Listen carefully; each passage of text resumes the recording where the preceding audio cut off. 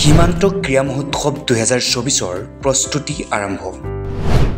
9খন জিলাৰ 10 দলৰ প্ৰতিনিধিয়ে কৰিব অংশগ্ৰহণ।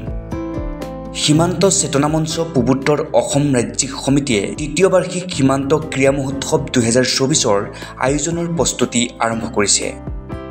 ক্ৰীড়াৰ দ্বাৰা চৰিত্ৰ বিকাশ তথা ব্যক্তি নিৰ্মাণ আৰু ব্যক্তি নিৰ্মাণৰ দ্বাৰা ৰাষ্ট্ৰ নিৰ্মাণৰ মহৎ লক্ষ্য লৈ সীমান্ত চেতনা মঞ্চ পূৰ্বোত্তৰে উত্তৰ পূবৰ মুঠ 9খন জিলাৰ পৰা 10টা দলৰ প্ৰতিনিধিত্বৰে অনুষ্ঠিত কৰিবলৈ সাজু হৈছে সীমান্ত ক্ৰীড়া মহোৎসৱ 2024।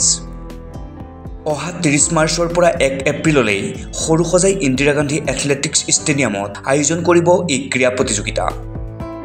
খেলুৱৈসকলে দৌৰ, high jump, long jump, shotput, javelin throw', discus throw', football, kabaddi আৰু খো-খো খেলত অংশ ল'ব। এই ক্ৰীড়া প্ৰতিযোগিতাৰ সংক্ৰান্তত সীমান্ত চেতনা মঞ্চ পূৰ্বোত্তৰে গুৱাহাটী পল্টন বজাৰৰ কেশৱধামত বুধবাৰে এক সংবাদমেলৰ আয়োজন কৰে।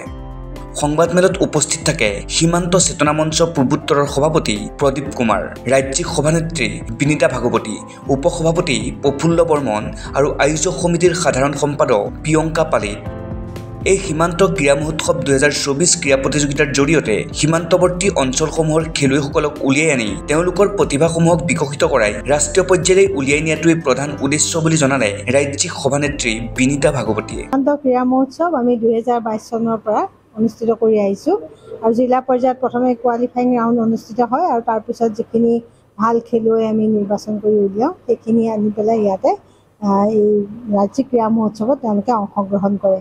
গতিকে 2022ত আমাৰ ৰাজ্যিক ক্ৰীড়া মহোৎসৱ অনুষ্ঠিত হৈ গ'ল, 2023ত অনুষ্ঠিত হৈ গ'ল আৰু এইবাৰ 2024ৰ এই ক্ৰীড়া মহোৎসৱতো প্ৰায় 700 খেলুৱৈ সীমান্তৱৰ্তী অঞ্চলৰ গাঁওবিলাকৰ পৰা সীমান্তৰ শূন্য ৰেখাৰ পৰা 20 কিলোমিটাৰৰ ভিতৰত যিবিলাক গাঁও আছে সেই গাঁৱৰ পৰা অহা খেলুৱৈবিলাকক আমি তেওঁলোকৰ প্ৰতিভাখিনিক চিনাক্তকৰণ কৰি এই ৰাজ্যিক ক্ৰীড়া মহোৎসৱলৈ আমি এই ৰাষ্ট্ৰীয় পৰ্যায়ত তেওঁলোকক আমি মঞ্চ দিব পাৰোঁ নেকি সেইটো আমি চিন্তা কৰি পেলাই এই মহোৎসৱ অনুষ্ঠিত কৰিছোঁ।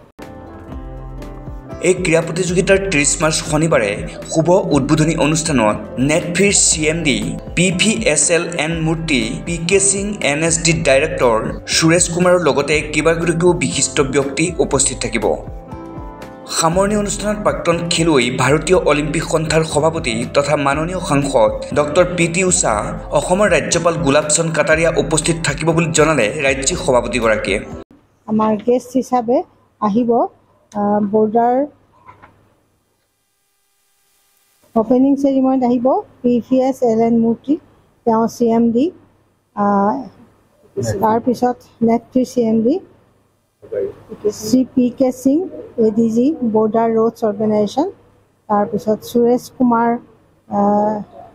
Director NHD national highway authority আৰু বহুকেইজন আমাৰ বিশিষ্ট অতিথি আহিব আৰু লগতে ক্লজিং চেৰিমনিত আমাৰ সন্মানীয় সাংসদ মহোদয়া লগতে অলিম্পিক সন্থাৰ সভাপতি আৰু প্ৰাক্তন খেলুৱৈ PT ঊষা মহোদয়া আহিব বুলি আমাক পুৰা কনফাৰ্মেশ্যন দিছে আৰু দ্বিতীয়তে তেখেতৰ লগতে আমাৰ সন্মানীয় ৰাজ্যপাল এই অনুষ্ঠানত মুখ্য অতিথি হিচাপে থাকিব আৰু বহুতো বিশিষ্ট অতিথি আমাৰ এই অনুষ্ঠানত থাকিব।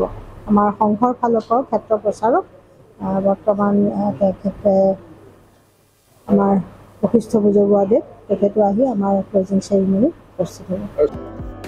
এক মহৎ উদ্দেশ্যৰে আয়োজন কৰা সীমান্ত ক্ৰীড়া মহোৎসৱ সফল হওক। সীমান্তৱৰ্তী অঞ্চলৰ প্ৰতিভাৱান খেলুৱৈসকলে এই মঞ্চৰ জৰিয়তে ৰাজ্যিক পৰ্যায়ত জিলিকি উঠক। ভিডিঅ' জাৰ্নেলিষ্ট ধ্ৰুৱৰ সৈতে ভাৰ্গৱ বৰাৰ প্ৰতিবেদন, অলিম্পিয়া স্পৰ্টছ।